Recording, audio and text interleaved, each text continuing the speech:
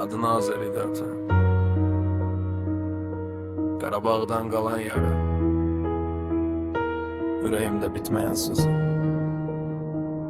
Bakı küçələrində böyüdüm, dünya gördün erken. Qarabağda qaldı gəncliyin, qayıtdın yaralı, məğrur, sərtsən. Yazı oldun ama heç vaxt demədin yoruldum. Evdə susardım, baxışlarınla dərs verərdin ata. Qorxardım, 93'də qurdun ailə, 2 övlad bir talih. Bir kız bir oğlan, ikimiz de sığmadık eyni hale. Məni bir başka sevdin, bacımı bir başka cür. Sertliğin arkasında gizlenmişti büyük bir ürək ata. Bilirdim bunu dürüst. Salam ata, gedir qatar bilədim hara. Gözləmir zaman, ey gedir yaman. Salam ata, neçə xəta bağışlar ata. Gözlə bir aman,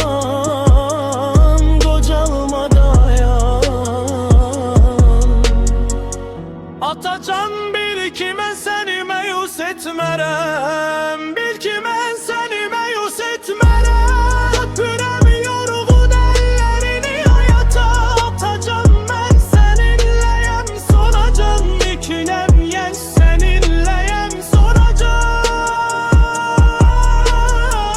8 yaş çok tez idi, o vida ev doludu insanlar. Mən təkəm, yenə də ata ailəm var, amma yetiməm içimdə.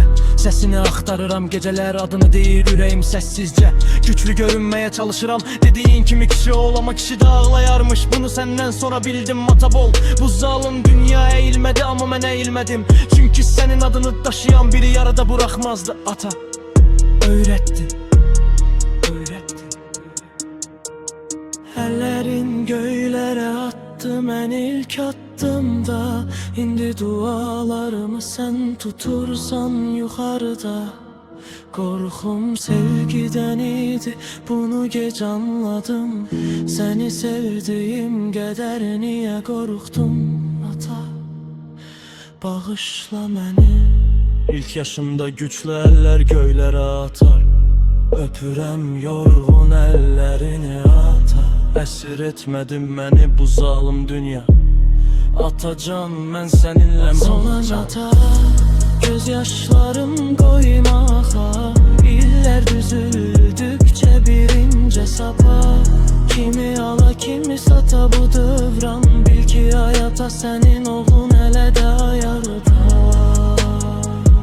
Əlinin acı, mən sənin oğlunam.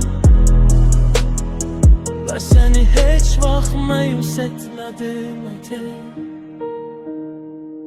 Salam ata, gedir qatar bilmədim ara. Gözləmir zaman, ey gedir yaman. Salam ata, neçə xəta bağışlar ata. Salam ata, göz yaşlarım qoymağa. İllər düzüldükcə bir incə sapa. Kimi ala kimi sata bu dömran. Bil ki hayata sənin oğlun hələ də ayağda.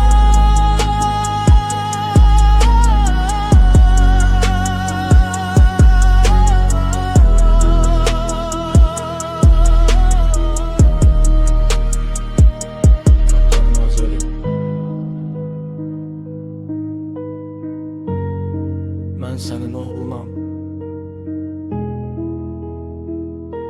və səni heç vaxt məyus etmədim ata.